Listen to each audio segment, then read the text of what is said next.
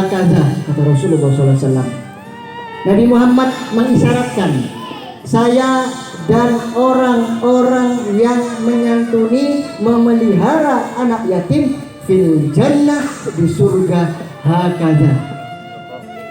Beliau mengisyaratkan jari wusta dan musabbihatun menunjukkan jarak antara beliau dengan Rasulullah, orang yang menyantuni anak yatim, orang yang memelihara anak yatim, itu ibarat seperti 2 jari.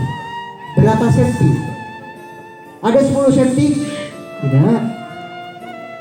Jarak orang yang menyantuni anak yatim dengan Rasulullah seperti dua jari.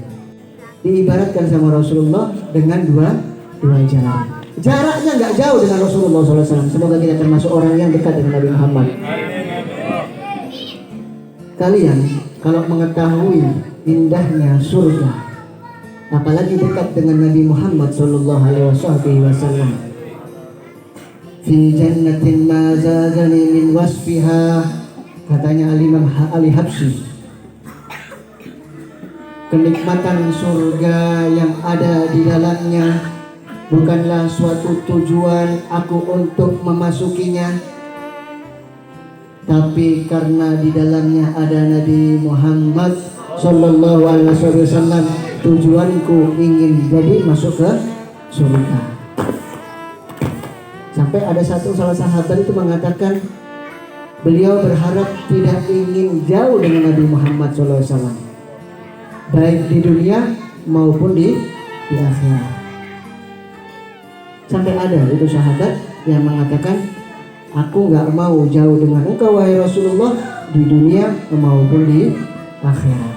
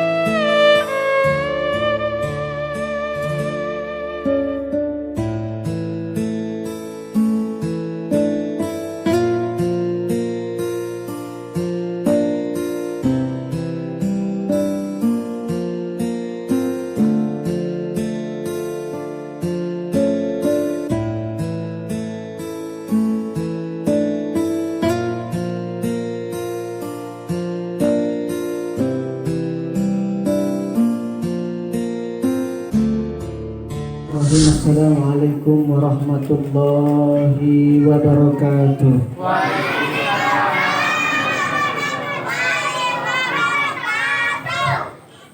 Assalamualaikum warahmatullahi wabarakatuh. Waalaikumsalam warahmatullahi wabarakatuh. Kalau ada ciri sesemangatan ada ciri. Bapak-bapak sing santen. Assalamualaikum warahmatullahi wabarakatuh.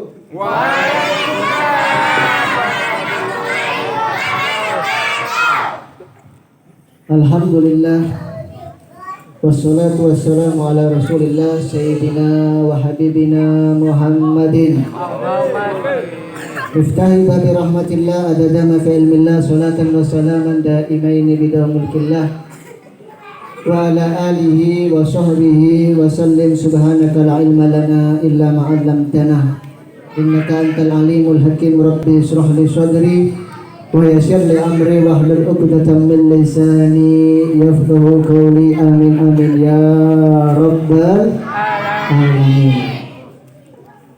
Yang saya hormati para ulama, para ustadz, para muallim, para ustazah, para habaib, wabil khusus jajaran daripada kepengurusan Masjid Jami Nurus Syifa, wabil khusus kepada Al-Habib Khidir Jamalul Lail wal Habib Abdul Qadir bin Hasan bin Abdul Qadir bin Alwi Al-Jufri, juga para ustadz, para muallim, khususnya yang saya hormati guru kita semua, Kiai Haji Imron, serta hadirin hadirat yang dimuliakan oleh Allah. Kita angkat tangan kita berdoa kepada Allah Subhanahu wa taala. Semoga majelis ini penyebab daripada Allah menurunkan hujan rahmat-Nya.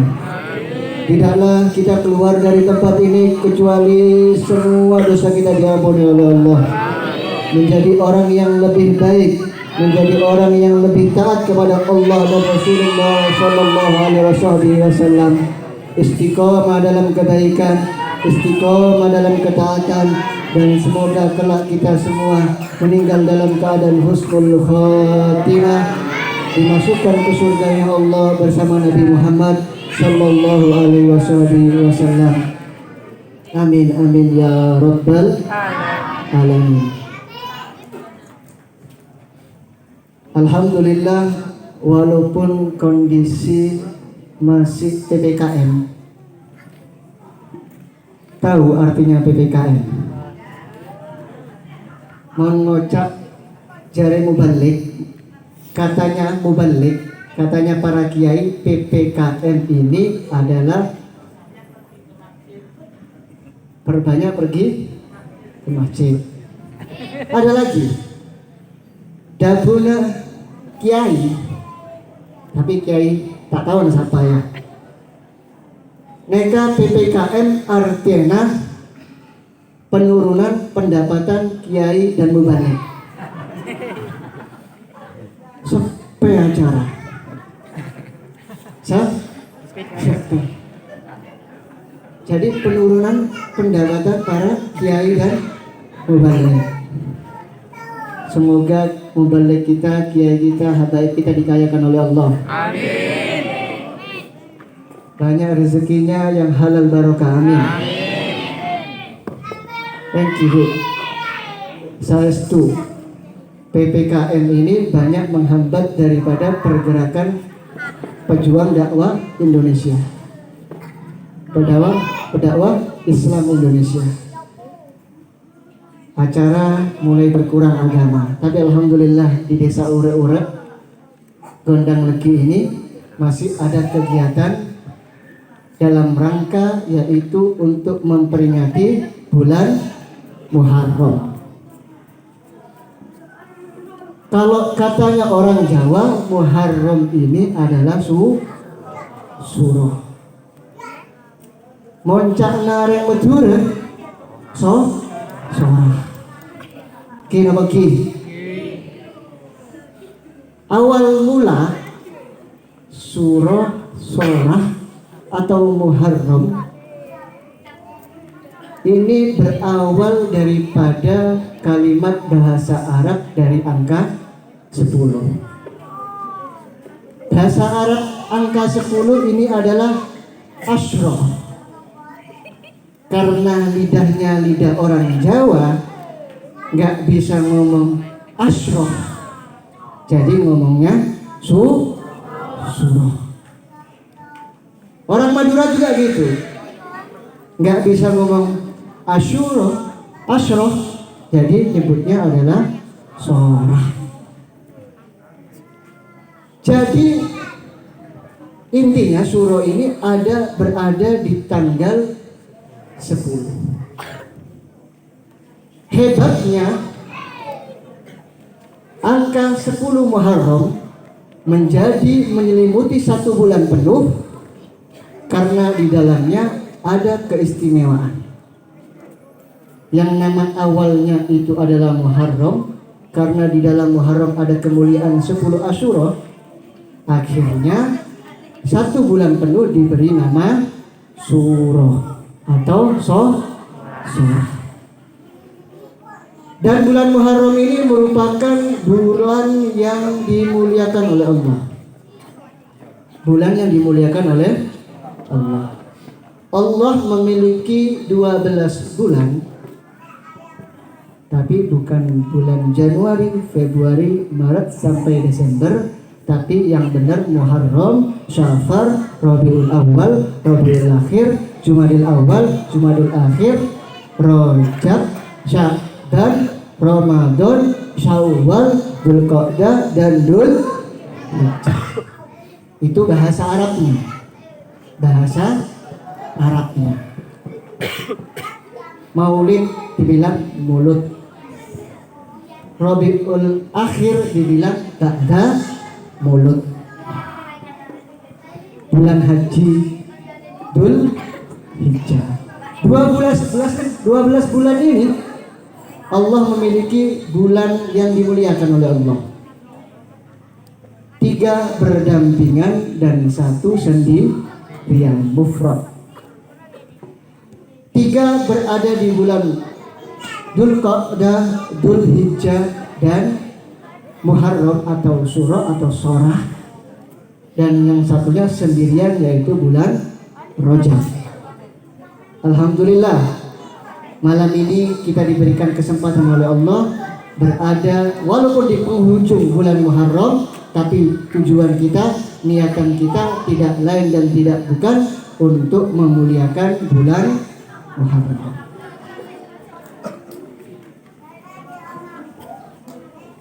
Kejadian umum di masyarakat Indonesia biasanya bulan Suro ini ada atar-atar, ada kirim-kirim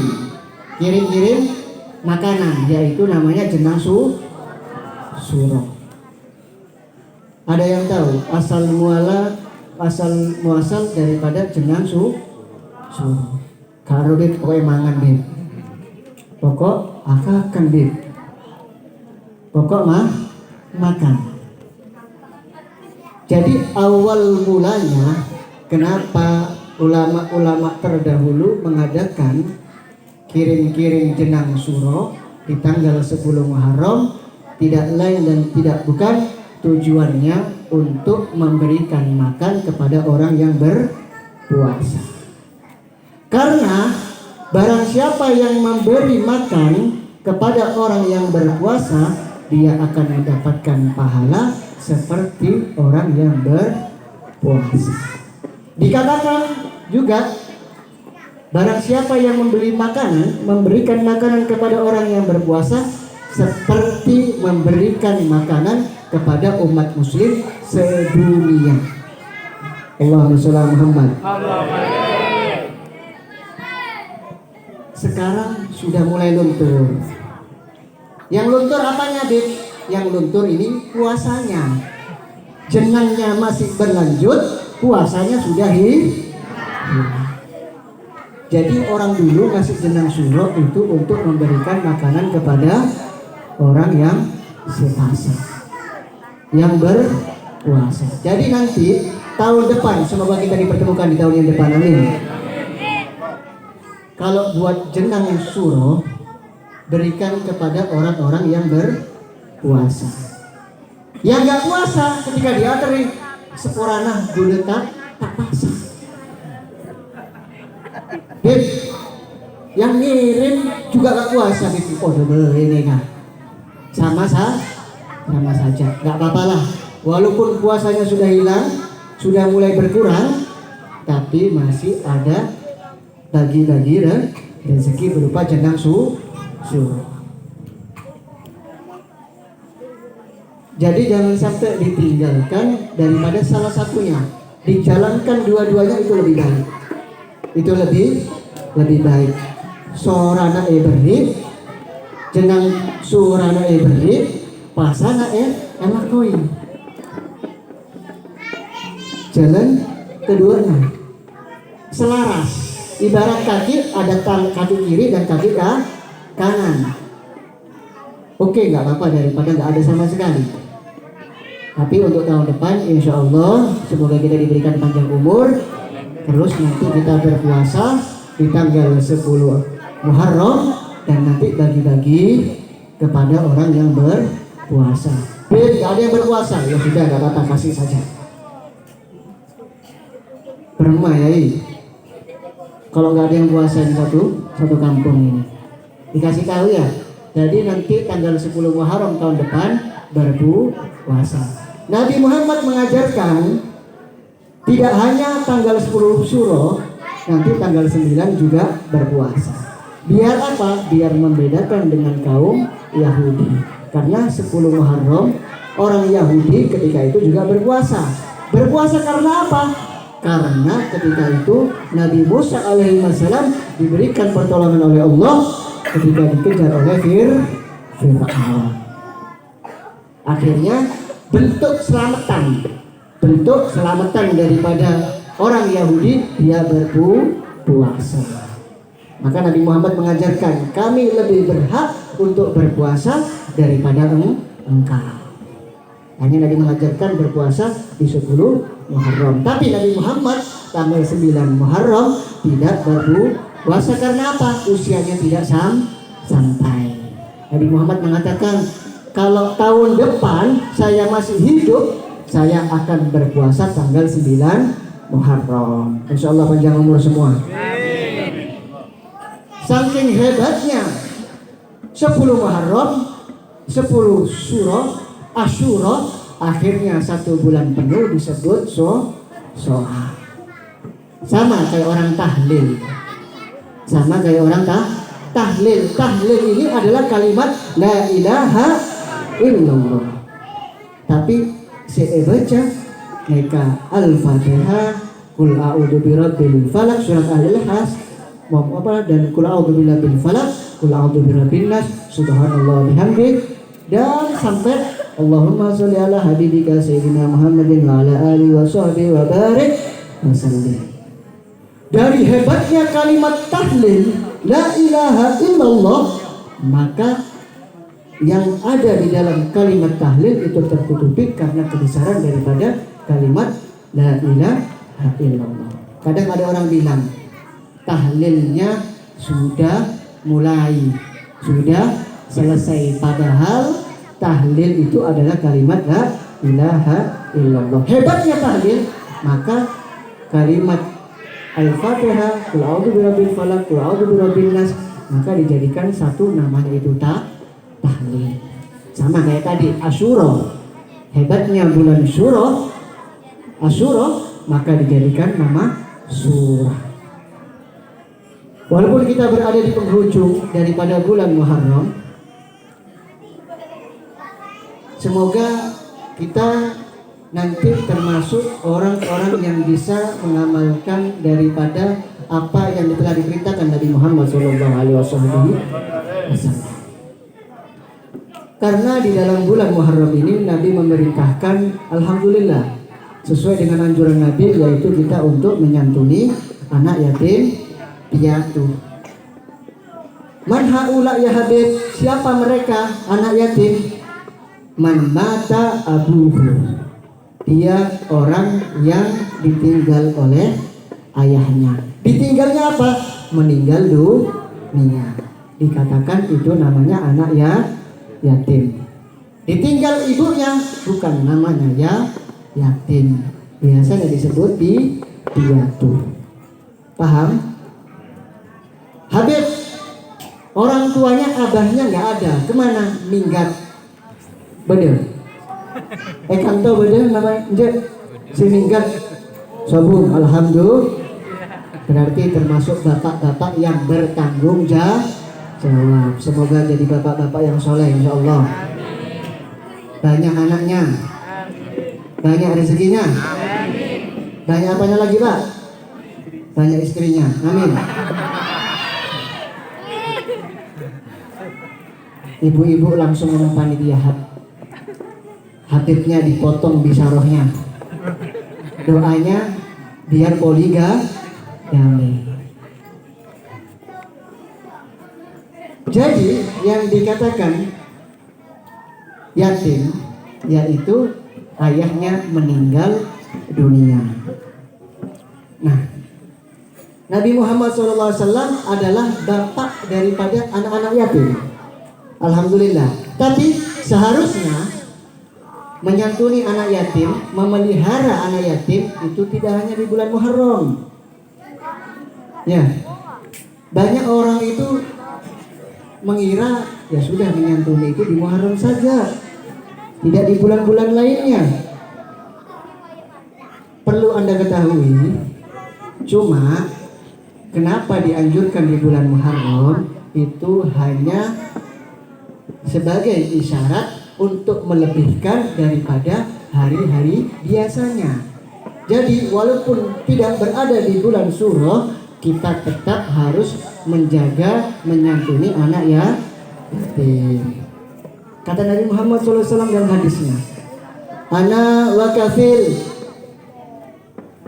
Ana saya wakafil yatim fil jannah hakaza, kata Rasulullah SAW.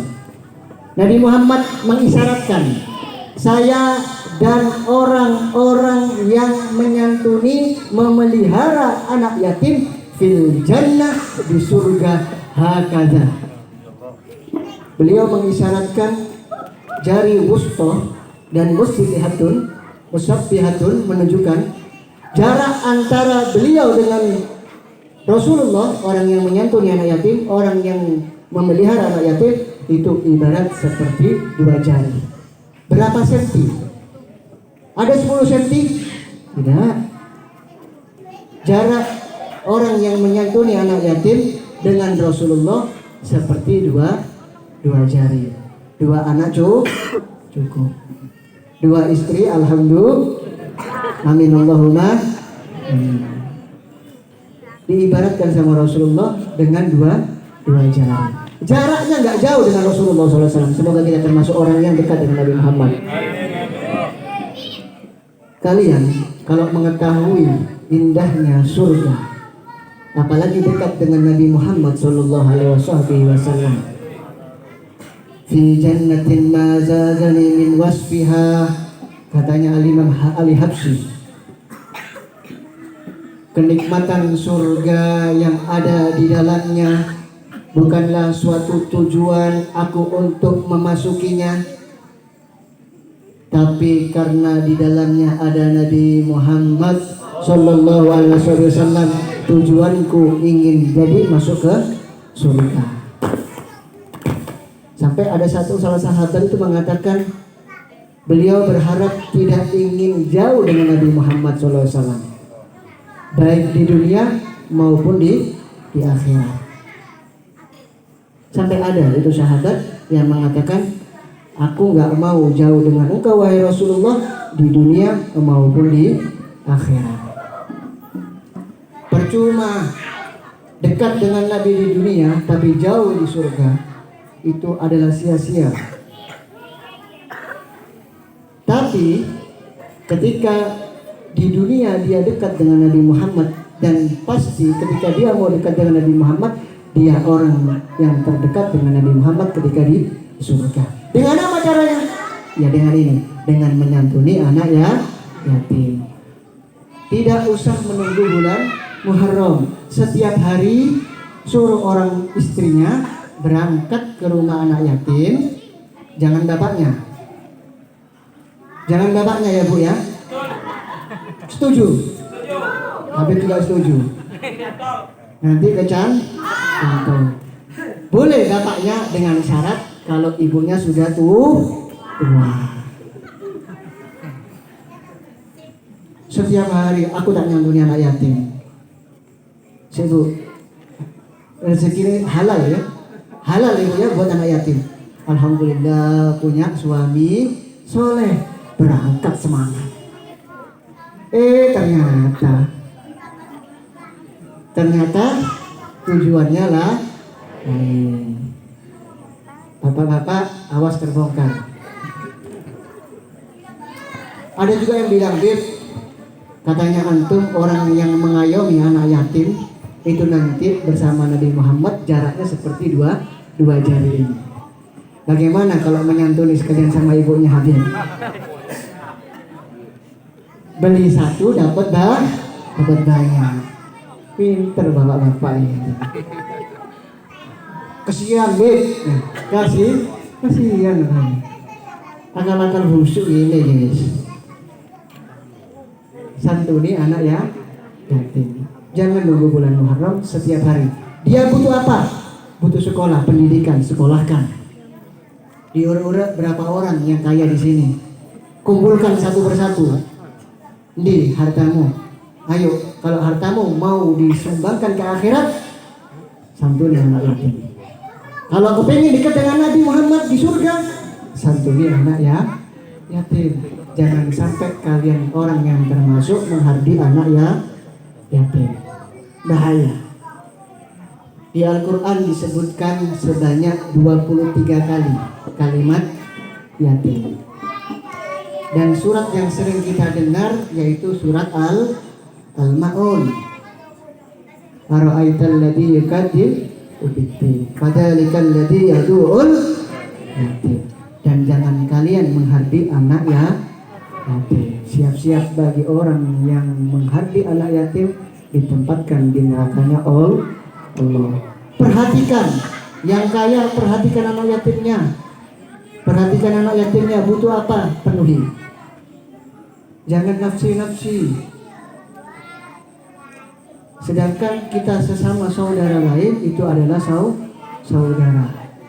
Nanti ketika berada di akhirat, ketika di alam barzakh, siapa daripada keluargamu, saudaramu, ikhwani muslimin wal muslimat. Saudara kita itu laki perempuan yang beriman dan laki-laki yang beriman. Dan juga terlebih-lebih orang anak yatim ini kita harus lebih memperhatikannya. Penuhi segala kebutuhannya anak daripada anak yatim. Karena segala kebaikan itu adalah bentuknya adalah sedekah.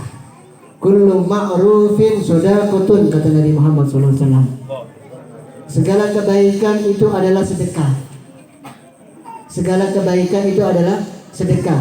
Acara seperti ini itu adalah kebaikan, syiar agama Islam, memberitahu bahwa Muharram ini bulan yang dimuliakan oleh Allah. Di Muharram ini ada namanya itu menyantuni daripada anak yatim, sedekahi anak yatim, perhatikan anak yatim.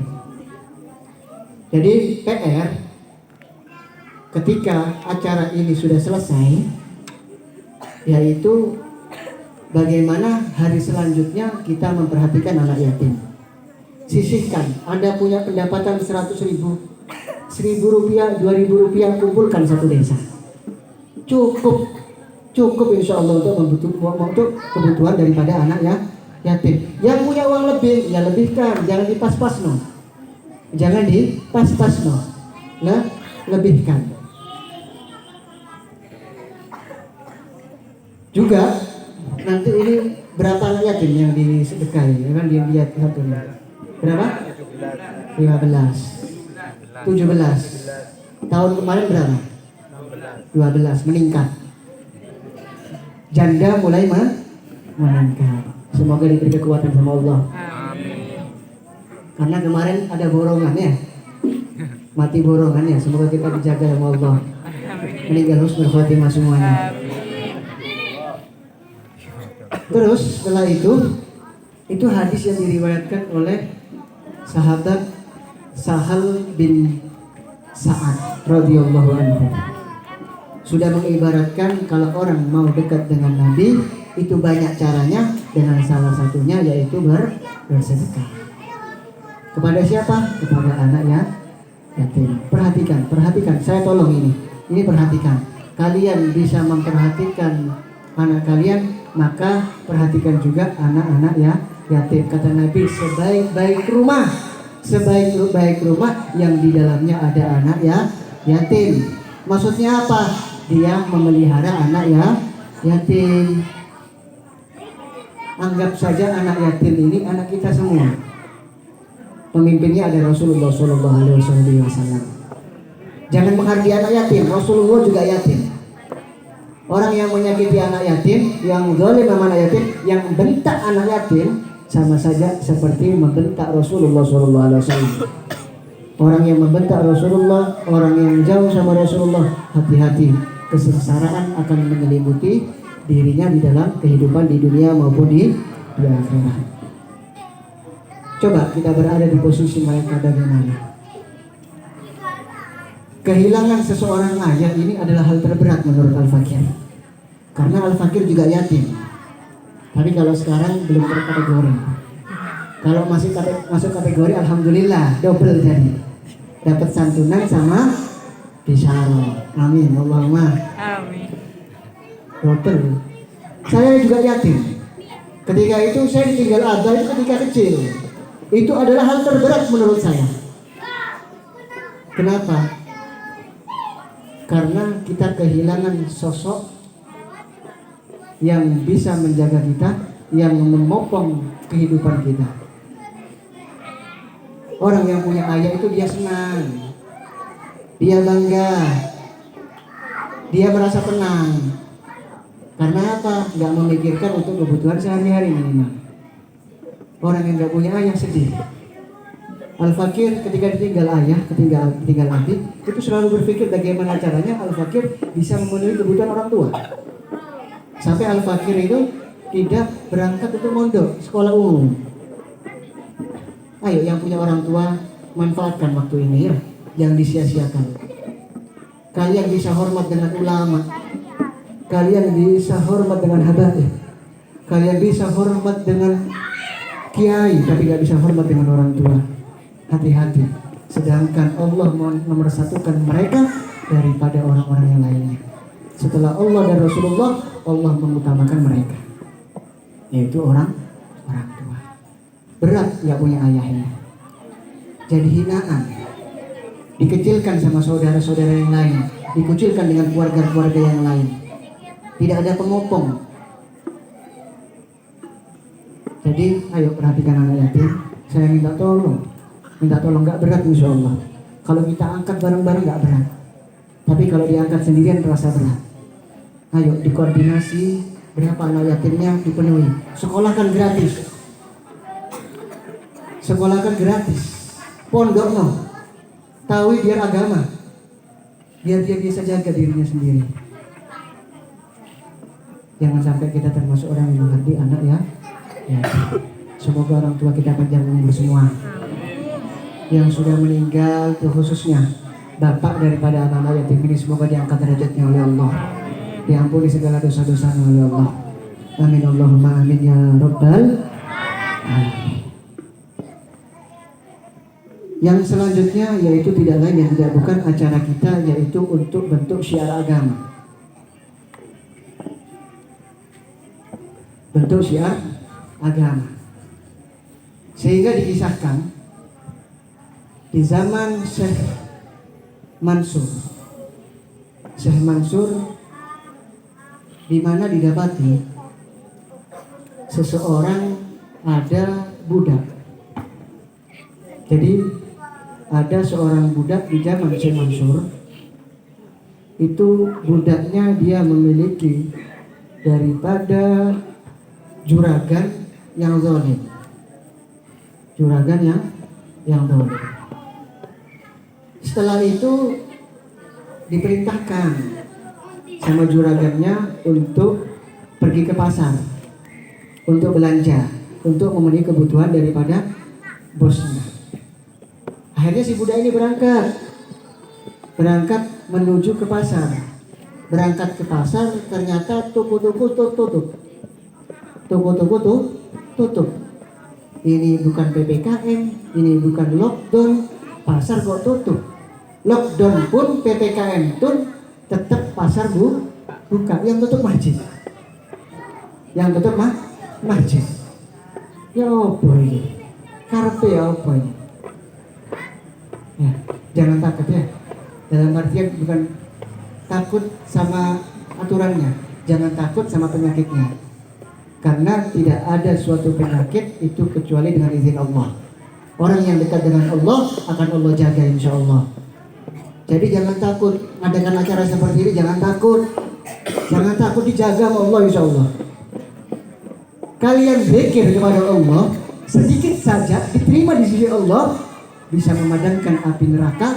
Bagaimana orang yang dekat dengan Allah akan dijaga dari corona. Insya Allah dijaga semua dari corona, dari wabah. Amin ya rabbal alamin. Akhirnya berangkat si budak ini ke pasar, kosong pasarnya. Hanya ada orang lewat. Tapi nanti kan antara jemaah. Mau kemana? Aku mau datang ke pengajiannya Syekh Mansur. Syekh Mansur. Siapa Syekh Mansur itu? Orang hebat, wali, alim, orang soleh. Akhirnya si budak ini timbang aku ngupload dek gini meneng ngenteni pasar buka, mending aku melok pengajian. Akhirnya dia berangkat ke pengajian. Ini dikisahkan di dalam kitab Manhajus Syawi.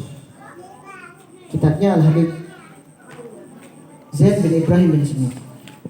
Kisah nyata. Kalau sekarang beda sama dulu. Kalau dulu kalau ada pengajian semua toko tutup. Kalau sekarang ada pengajian malah totolan kayak gitu. Nah. Tapi insya Allah dapat rezeki yang halal barokah insya Allah pedagang kita. Malah buka ya. Sekarang tuh malah buka, orang dulu tutup duduk dengarkan daripada isi pengajian. Akhirnya karena memang terpaksa berangkatnya, akhirnya dia duduk di paling belakang. Nah, wong sing budal nang pengajian nunggu paling buri-buri dhewe iku sing gak niat itu. Lek pengen oleh berkatan apa saking pengen selfie. Kalau nggak mau hanya mendapatkan suatu bekal, mungkin cuma mau selfie saja mungkin. Tapi insya Allah orang-orang sini itu semangat dalam pengajian insya Allah. Tujuannya untuk mencari keridhaan Allah dan Rasulullah Shallallahu Alaihi Wasallam. Duduk di belakang, setelah pengajian ada orang datang ke Syekh Mansur, aku butuh uang 4 dinar. Aku butuh uang 4 dinar. Untuk apa? Aku butuh pokoknya. Butuh. Akhirnya Syekh Mansur bilang, aku nggak punya uang sekarang 4 dinar. Rezeki uang 4 dinar alhamdulillah belum aku dapatkan. Tapi untuk kesehatan dan lain-lain sudah mendapatkan. Kalau untuk urusan rezeki uang 4 dinar belum saya dapatkan. Akhirnya Syekh Mansur bilang, bagaimana kalau gitu saya umumkan di pengajian ini, saya kabarkan ke orang-orang, siapa tahu ada yang mau bantu. Kebetulan yang berangkat pengajian ini podo kayak wong ngene iki wis. Budal pengajian gak dosa sanggup. Mulai oleh berkat. Pokoknya ada santunan wis kata itu karo. Loh, santunan ta? Ya Allah, rumune kok duit 1.000 lho. Loh. Butuh ta kayak majelis iki kayak tukuson. Rumune aku nggo duit mau. Mek abang-abang lande. Wis padha wae arek-arek ini ya. Enggak ya. Berangkat banyak gak uang kebetulan itu di pengajian. Wis padha memang ini. Akhirnya yang budak yang duduk di belakang mikir, aku punya uang 4 dinar, tapi bukan uang saya ini. Uang bos saya untuk belanja ke pasar. Ya apa ya? Akhirnya Syekh Mansur bilang, yang bisa memenuhi hajat ini saya doakan dengan 4 doa. Saya akan doakan dengan 4 doa. Akhirnya si budak ini ngacung, Syekh, aku duit 4 dinar. Ya khair, ikhlas ya, ikhlas. Dikasih. Setelah itu selesai hajatnya. Setelah itu didoakan sama Syekh Mansur. Antum mau minta apa? 4 doa mau minta apa? Saya mintakan kepada Allah. Ini bukan karena minta sama si Syekh tersebut. Karena Syekh tersebut orang yang dekat dengan Allah, kita berharap dengan dekatnya dengan Allah, siapa tahu lebih cepat diijabah. Sama, kita perlu datang ke wali-wali, perlu datang ke habaib-habaib, kiai-kiai, kita berhusnudzon kepada mereka biar dekat dengan Allah, lebih mudah untuk meminta kepada Allah. Bukan meminta sama dia, enggak, kita enggak minta sama kuburan, enggak diajarkan kita. Kita cuma meminta, memohon dengan barokah daripada wali tersebut yang dekat dengan Allah sehingga lebih mudah tercapainya hajat kita. Ada yang minta sama kuburan? Enggak. Minta sama Allah tetap tapi cuma melewati jembatan daripada wali tersebut. Akhirnya diangkat tangannya Syekh Mansur. Minta doa apa? Satu, saya ini seorang budak. Guru mereka orang budak, bukan orang merdeka, bukan orang merdeka. Saya berharap dengan doa yang pertama, semoga saya dibebaskan. Ya sudah, saya doakan Bismillahirrahmanirrahim. Walhamdulillah, amin. Kabul. Karena disebutkan di riwayat Rasulullah SAW, barang siapa umat daripada Nabi Muhammad berkumpul dalam suatu kebaikan sedangkan isinya 40 orang, maka salah satu daripada isi majelis tersebut adalah wali. Insya Allah lebih dari 40 di sini ya. Kita berdoa sama Allah dengan barokah wali yang ada di sini, semoga hajat kita dikabulkan oleh Allah. Amin. Tapi bukan saya walinya lu ya. Kalau saya wali santri, wali murid gitu. Maksud Habib paling wali ini, kurang tentu ya. Siapa tahu sing duduk paling buri dewi. Siapa tahu yang jualan cireng. Ya. Untuk lebih amannya kita husnudon. Mungkin bukan saya, mungkin orang lain atau husnudon. Insya Allah saya walinya Bib. Ya. Ketika kumpul umat Nabi Muhammad 40 orang, pasti di dalamnya itu satu adalah wali min aulia. Semoga kita termasuk orang yang dekat dengan Allah. Amin. Akhirnya didoakan satu yang pertama, doa yang kedua minta apa? Dijawab doa yang kedua, saya sudah merdeka doanya. Yang kedua saya minta, saya doakan bos saya ini orang dolim. Bos saya ini orang dolim. Saya minta semoga bos saya yang dolim tersebut bertobat kepada Allah. Jadi Masya Allah, ini budaknya walaupun setiap hari ditindas, setiap hari didolimi oleh bosnya, tapi masih mau memikirkan daripada bosnya. Ini orang yang hebat. Ketika kita punya musuh, kita mendoakan musuh itu dengan doa yang terbaik. Bukan ketika ada orang naik sepeda, wah, mandar tipe, amin. Doa yang baik, semoga anak itu jadi anak yang soleh, tobat, gak ugal-ugalan, selamat. Itu lebih enak didengar. Terus yang naik sepeda nyeng itu, ya tahu adab, ya, yang tahu adab, ya. Setelah itu didoakan, semoga bosmu menjadi orang yang bertobat kepada Allah. Amin ya rabbal alamin. Selesai. Doa kedua. Doa ketiga apa? Dia minta doa yang ketiga yaitu adalah Syekh Mansur, uang 4 dinar, anggap saja 4 juta. Ya, anggap saja 4 juta. Gak tahu Bib rumahnya 4 dinar seperti apa. Anggap 4 juta. Anggap saja 4 juta rupiah. Saya gak tahu Bib, gak tahu 4 dinar Bib, ya 4 juta saja. Uang 4 juta yang tadi saya berikan kepada orang tersebut itu bukan uang saya. Jadi saya berharap nanti ketika pulang saya sudah jadi orang yang merdeka, bos saya tobat, saya punya uang 4 juta rupiah untuk melunasi daripada uang 4 juta tersebut. Akhirnya didoakan, alhamdulillah, amin, selesai. Doa yang terakhir, minta doa apa? Dijawab sama si budak tersebut, ya Syekh Mansur. Doa yang keempat, saya meminta semoga saya, kamu, dan orang yang hadir di majelis ini diampuni oleh Allah. Didoakan, amin ya rabbal alamin.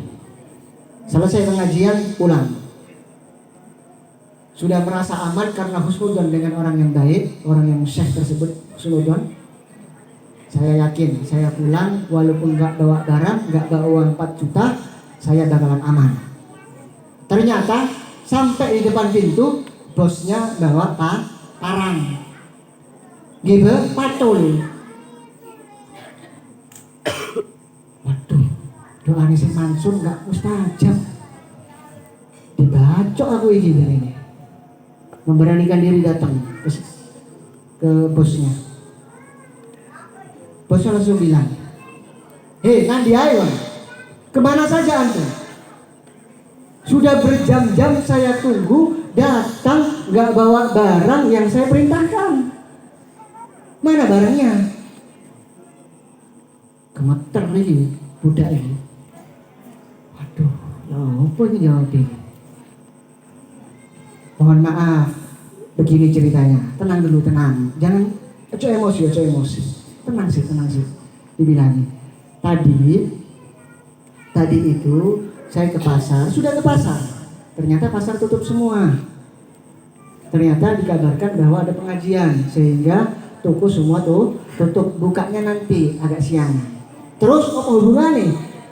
Timbang aku ngaplu di pasar dewean, akhirnya berangkat ke majelis. Sampai di majelis, itu yang mimpin Syekh Mansur, orang hebat.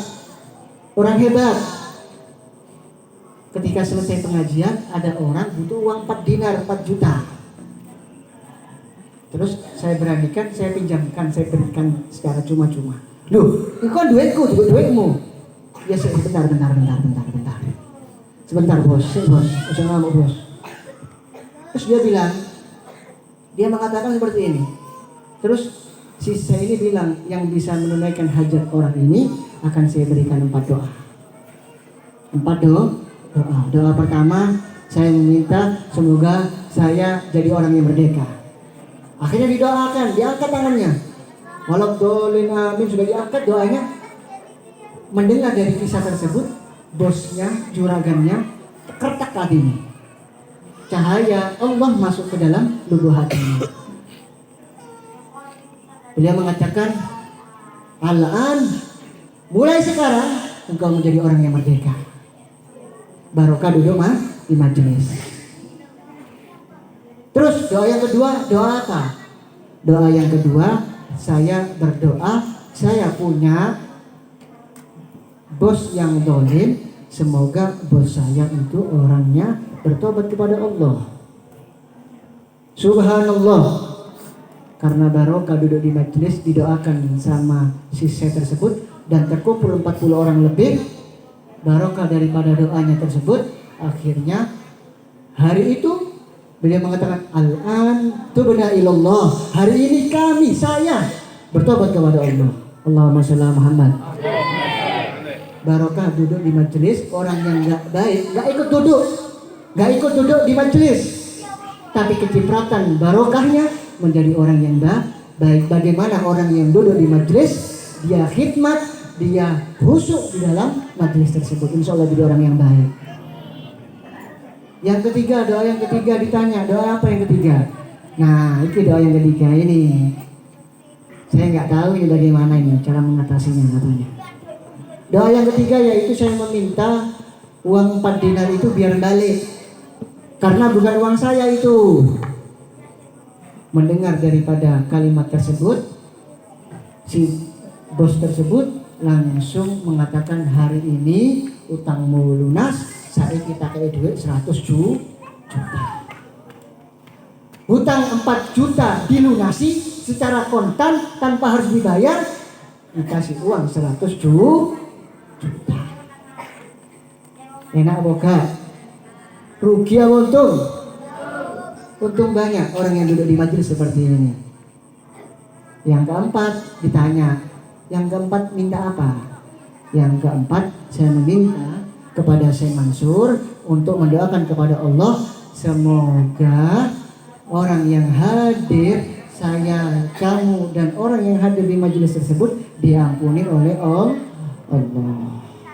Katanya si bosnya ini mengatakan, kalau 3 hajat tadi bisa saya penuhi. Kalau 1 hajat ini bukan urusan saya, tapi urusannya Allah. Tapi beliau mengatakan tidak mungkin Allah mengabulkan 3 hajat tersebut membiarkan 1 hajat. Barokah daripada duduk di majelis ilmu. Insya Allah hutangnya lunas semua, insya Allah. Kreditan indang lunas, amin. Cicilan indang lunas, amin. Barokah duduk di majelis ini, amin Allahumma amin ya Rabbal alamin. Jadi majelis ini baik isinya, baik. Menyantuni anak yatim, duduk di masjid, nilainya iktikaf. Kalau niat iktikaf, duduk di sini kita niat iktikaf, bernilai ibadah. Ahabul biladi ilallah masajiduha. Tempat yang paling dicintai oleh Allah adalah masjid, yang diriwayatkan oleh Imam Muslim. Jadi insya Allah kita menjadi orang yang dicintai oleh Allah karena kita duduk di tempat dicintai oleh Allah. Amin Allahumma amin ya rabbal alamin.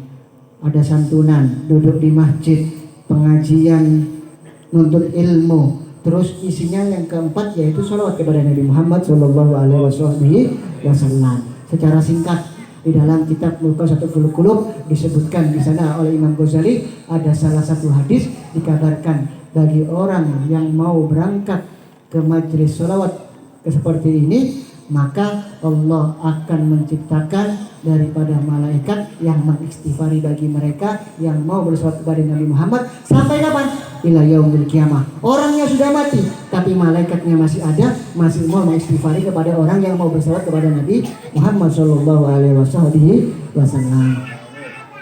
Jadi untungnya banyak berangkat majelis ini. Jadi jangan takut, walaupun corona, gak usah takut. Berangkat majelis, orang tadi budak bisa merdeka, utang bisa lunas, karena barokah daripada duduk di majelis. Jangan takut ya.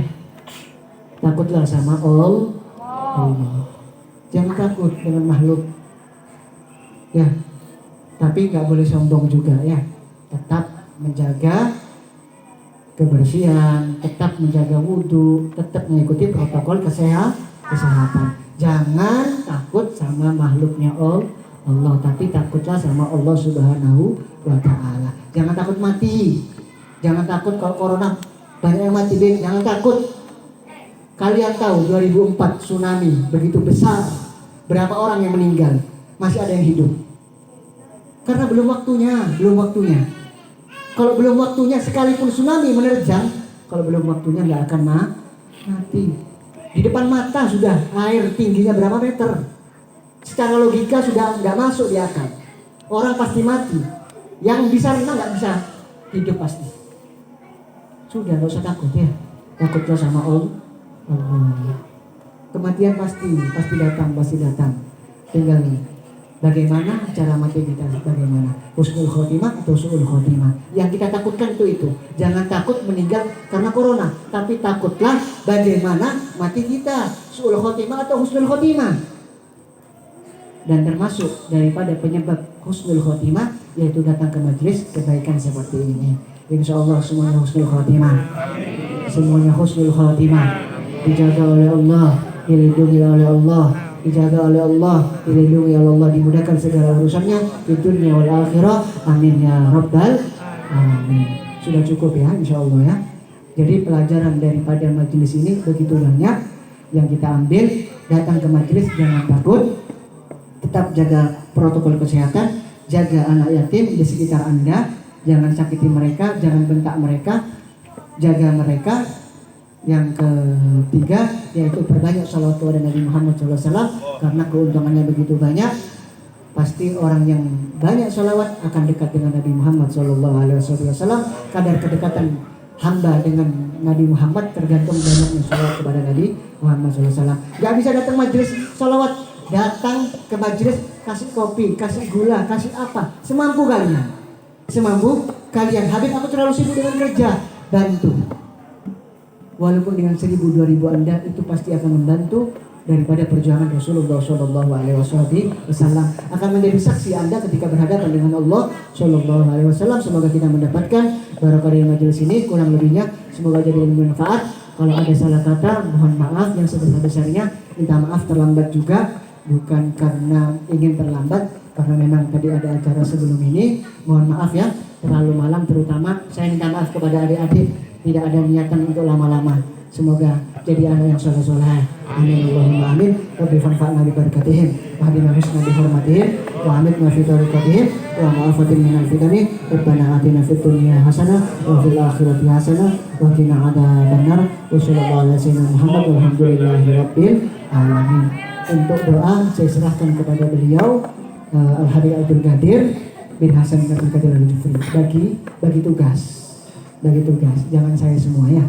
Nanti kalau mau menyantuni anak yatim untuk pelajaran ya, niatkan jangan untuk memberi kepada anak yatimnya, tapi niatkan untuk memberikan kepada anak yatim, keluarganya, kakaknya, dan orang yang berhidup dengan mereka. Kalau kita niatnya untuk anak yatim, dia masih kecil, terlalu balita, diambil 100.000 untuk makan orang tuanya, untuk umiknya, hati-hati, termasuk orang yang menghardik anak yatim.